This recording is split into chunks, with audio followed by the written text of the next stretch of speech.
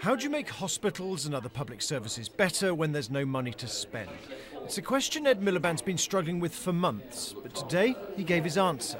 Not more top-down decision-making by managers, not more choice or competition, but new ways of giving people a say over the services they receive.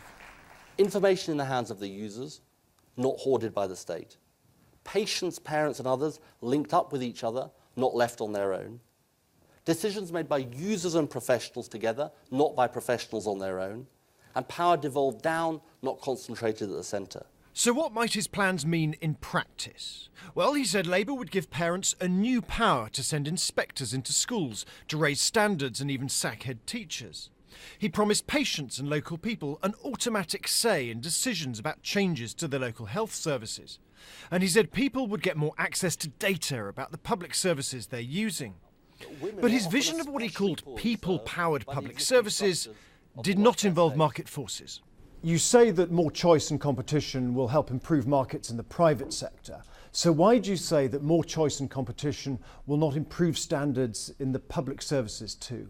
You can't lock, stock and barrel apply the principles that you'd use in relation to markets to the principles you'd apply to the way the public services work. As for having a greater say at school, some parents in Huddersfield liked the idea. I don't feel like we've got any power.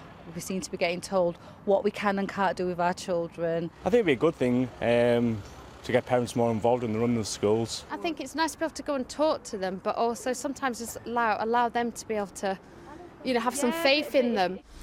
This is an attempt by Ed Miliband to try to show how Labour would do more with less in hospitals like this and other public services.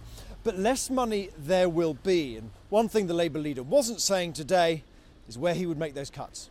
I think the problem for Ed Miliband and Labour is they voted against every difficult decision that we've made to reduce the deficit in this country and get more for less from our public services. He can't now come along and claim to have the answers. So from Mr Miliband, some ideas and the beginning of an important debate. Today he praised Margaret Thatcher's sense of purpose. When it comes to public service reform, that would not be a bad thing to have. James Landau, BBC News, North London.